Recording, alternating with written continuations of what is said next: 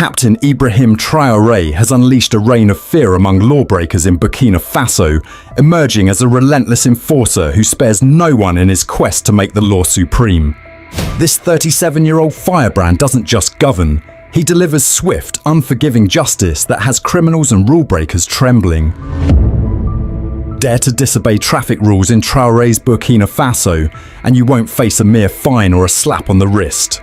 Instead, you'll be thrust into the streets, broom in hand, forced to clean roads, unclog filthy drains, or haul garbage under the scorching sun. No exceptions, no excuses.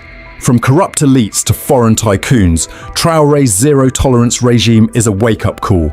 Break the law, and you'll pay a humiliating price right there, right now, in full view of the nation. Picture this: a Chinese businessman, decked out in a suit, rolling into Burkina Faso with promises of infrastructure deals. He's used to special treatment, the kind of VIP status that opens doors and bends rules in many African capitals. But in Ouagadougou, he makes a fatal mistake, running a red light, thinking it's no big deal. In Traoré's Burkina Faso, it's a very big deal. Before he can flash his credentials or mention his connections, he's handed a broom and sent to clean a drainage ditch alongside other offenders, local and foreign alike. A viral video of this incident exploded across X, showing the businessman sweating under the Sahelian sun, his tailored suit now splattered with mud. The message? In Burkina Faso, the law doesn't care if you're white, black, Asian, rich or powerful.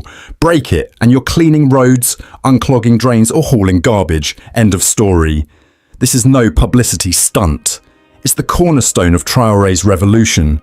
He's instituted a system where traffic violations, often a gateway to petty corruption, are met with immediate, humbling punishments. No bribes, no court delays, no exceptions. Traoré doesn't waste time with police stations or judges who can be bought, says a taxi driver in Bobo Dioulasso. You break the law, you work for the community. It's simple and it's fair. This approach isn't just about keeping the streets orderly. It's about instilling a culture of accountability that permeates every level of society. From the smallest infractions to the grandest schemes, Traoré is proving that no one is untouchable. Not the elite, not the foreigners, not even his own allies. Before Traoré, Burkina Faso was a textbook case of a nation betrayed by its leaders. Politicians and their cronies operated like demigods, siphoning off public funds, rigging contracts and leaving the country's infrastructure, healthcare and agriculture in ruins. The jihadist insurgency, which displaced over 2 million people and killed thousands, was fueled by a military crippled by embezzlement. Generals and ministers pocketed funds meant for weapons and supplies, leaving soldiers to die on the front lines. Enter Ibrahim Traoré, a young captain who'd seen enough. His coup in September 2022, which ousted interim president Paul-Henri Damiba, wasn't just a power grab. It was a middle finger to a system that had failed the Burkinabe people for decades. Traoré's war on corruption is relentless and personal. He's not just locking up corrupt officials, he's dismantling the culture of impunity that allowed them to thrive. In one jaw-dropping case, former Transport Minister Vincent Dabourgou and 4 others were slapped with 11-year prison sentences for embezzlement and money laundering, a rarity in a region where the powerful rarely face justice. But Traoré doesn't stop at arrests. He publicly calls out corrupt leaders, lecturing them on live television and warning them that their days of looting are over.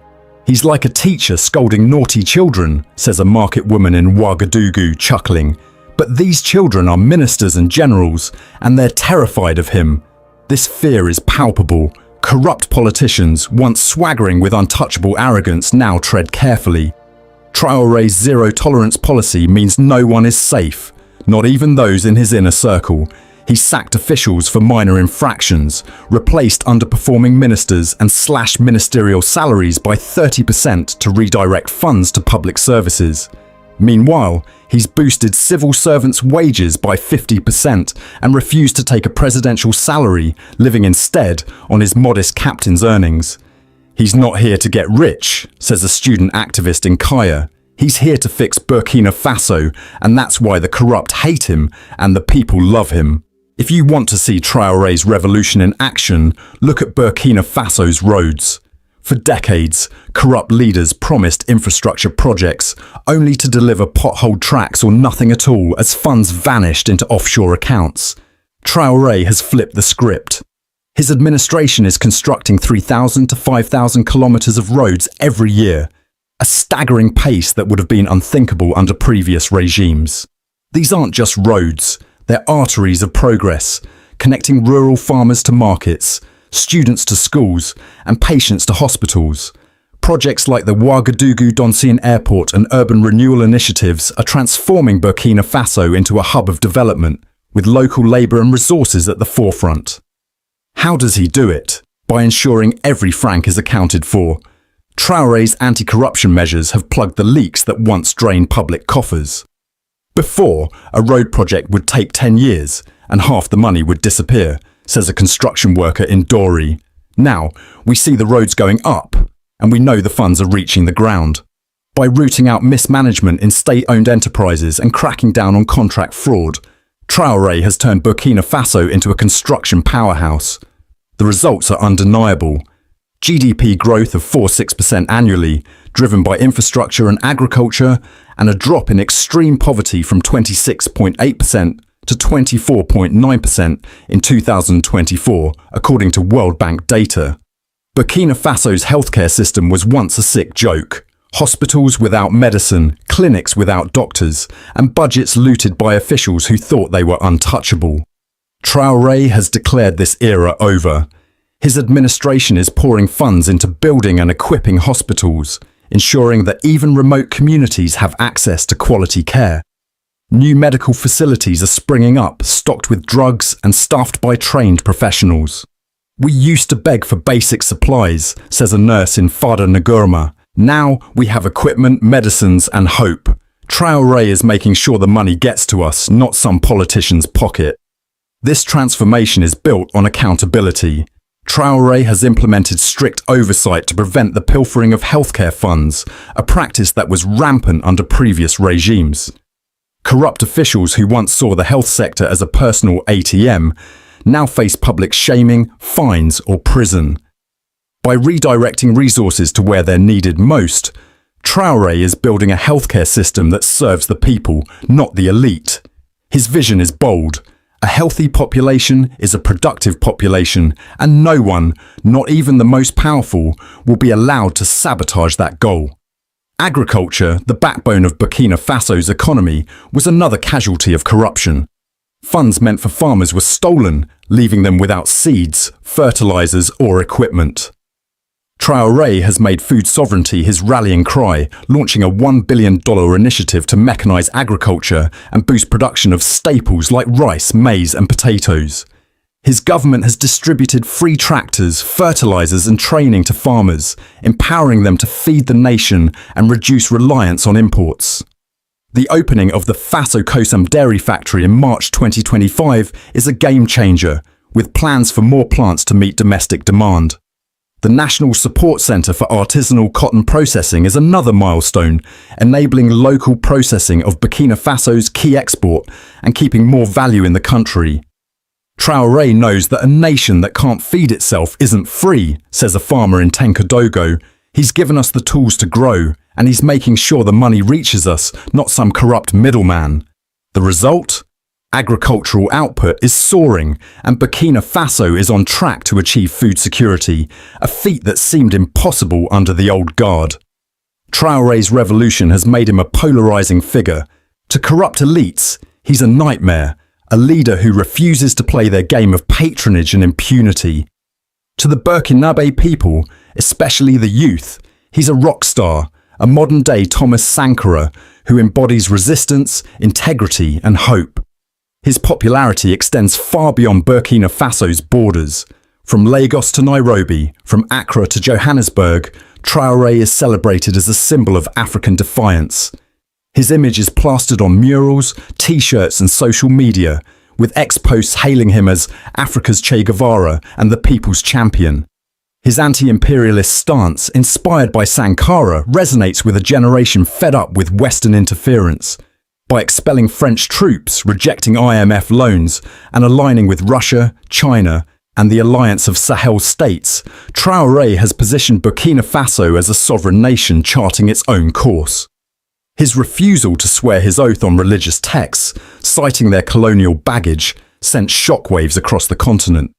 He's not just a leader, he's a movement, says a Ghanaian activist on X. He's showing us what Africa can be when we stop bowing to the West. But Traoré's methods are not without critics. His crackdown on journalists and political opponents has sparked accusations of authoritarianism. The withdrawal from ECOWAS and the extension of his mandate until 2029 have raised eyebrows. Yet, his supporters argue that these measures are necessary to protect the revolution from saboteurs, jihadists, corrupt elites, and foreign powers. Traoré is fighting a war on all fronts, says a teacher in Ouagadougou. You can't fight that war with soft hands. He's doing what it takes to save us. While Traoré builds a new Burkina Faso, many African leaders remain stuck in the old ways, acting as if they're above the law. From rigged elections in Zimbabwe to embezzlement scandals in Nigeria, from nepotism in Kenya to state capture in South Africa, corruption is the cancer eating away at Africa's potential. According to Transparency International, Sub-Saharan Africa is the world's most corrupt region, with public funds routinely diverted to private hands. The result? A continent where the rich get richer and the poor, over 400 million of whom live on less than $2.15 a day, get nothing but promises. These leaders must look to Traoré and learn that accountability is the key to progress. His refusal to tolerate corruption, his insistence that the law applies to all, and his focus on tangible results, roads, hospitals, farms, are a blueprint for what Africa could become. Imagine an Africa where public funds build schools, not mansions, where hospitals save lives, not line pockets, where farmers thrive, not starve. This is the Africa Traoré is forging in Burkina Faso, and it's the Africa that could inspire a continent-wide awakening. If African leaders embrace Traoré's model, zero tolerance for corruption, equal justice under the law, and a relentless focus on development, the continent could become a global powerhouse. Africa has the resources, the talent, and the potential to be one of the most beautiful places on Earth. Its vast mineral wealth, fertile lands, and young population are the envy of the world. But without accountability, these gifts are squandered. Traoré is showing that when corruption is crushed, progress is unstoppable. His Burkina Faso is a living testament to what happens when a leader puts the people first. Captain Ibrahim Traoré's Burkina Faso is a revolution in motion, a bold experiment in justice, development, and sovereignty. The challenges are daunting. Jihadist attacks still plague the north. Economic pressures loom, and international critics question his methods. But Traoré is undeterred. His vision is clear. A Burkina Faso where no one is above the law, where corruption is a relic of the past, and where every citizen has a stake in the nation's future. From the streets of Ouagadougou to the farms of the Sahel, Traoré's impact is undeniable. Roads are being built, hospitals are healing, and farmers are feeding a nation. His fearless leadership has made him a hero to millions and a warning to the corrupt. Across Africa and beyond, people are watching, inspired by a man who's proving that change is possible when the law is king. Africa stands at a crossroads. Will it cling to the old ways, where leaders act like gods and the people suffer? Or will it embrace the Traoré model, where accountability reigns and progress follows? If the continent chooses the latter, it could become not just a beautiful place, but a global leader, a beacon of justice, prosperity, and pride. Traoré has lit the spark. It's up to Africa to fan the flames. Random thoughts. Ibrahim Traoré is someone almost everyone is talking about today. We've seen this so much hate for him from the West. And the question is, why does the West hate him so much? Number one, Ibrahim Traoré seems to be a kind of a leader who is chasing an idea that is bigger than him. He's a kind of a guy who understands or has figured out that in this life, the most important thing is to chase an idea that is bigger than you so that you leave a big impact behind when you are gone. Because when you are gone and you are getting lost into the darkness of time, what remains is not the amount of money you accumulated. is not the kind of a house you bought. What remains behind is the memories and the impact you left behind. And that's the big idea. And Ibrahim Traoré knows that. It seems like he's very aware of that. And that's what he's working towards. He's working towards that big idea. The West doesn't like people like that. It doesn't like people like that because such people are very difficult to manipulate. Because those people don't have the motivation to receive kickbacks or to be bribed in some other ways. So it's so difficult for you to manipulate them or to have them do things the way you want. And so that's one of the reasons why they hate this guy so much. The second reason is because this guy is very intelligent. And I don't think the West likes it when an African leader is very intelligent, especially when you combine that with that leader chasing an idea that is bigger than them. That becomes problematic. So that's another reason why they hate this guy so much. This guy seems to be very, very intelligent. Another reason why they hate this guy is because this guy is very well spoken. And in politics, in diplomacy, being able to express your ideas with a lot of clarity, simplicity, and a lot of impact is very powerful. And this guy seems to have that, and they don't like that. And in fact, it's the same reason, or is one of the reasons why they hate Thomas Sankara. Thomas Sankara was so well spoken, and he spoke several languages, of course, English and French. And English and French, if you can speak English and French very fluently in this world, then you can do a lot of persuasion. And that's something that the West does not like in these two gentlemen. Thomas Sankara spoke very well, both in French and English. So you could not twist his words when you are speaking to the English world because he could speak for himself, and not only to the African English speaking, but to the American people. So, and that's dangerous. The same thing to Ibrahim Traoré. Ibrahim Traoré is so well spoken, speaks French very well, speaks English very well, and I suspect a few other languages.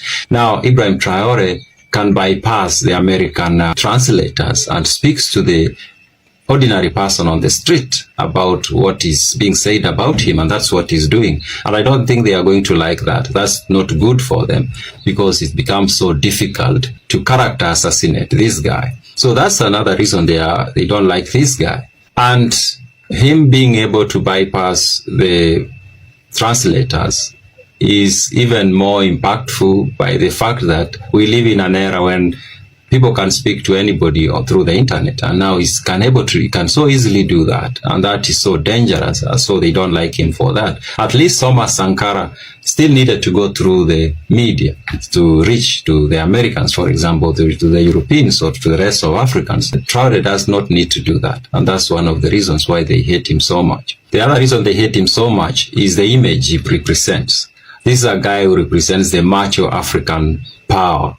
And I don't think that's good. The Americans wouldn't like that. They would at least like somebody who does not express or exhibit that posture and that image. So if you see Traore, you see power, you see strength, you see ability. And that's not good because when it comes to persuading populations, image can do a lot. And already Traore, with his image, his posture, the way he carries himself, he exudes power, he exudes confidence. And I don't think the Americans and the West in general like that. They don't like that. And when I say Americans, of course, I mean the people in the system, the government and the institutions, not actually the people, because the people are showing a lot of support for him. So yeah, so those are some of the reasons why the West is hating, or the West hates Traore so much. Those are my random thoughts.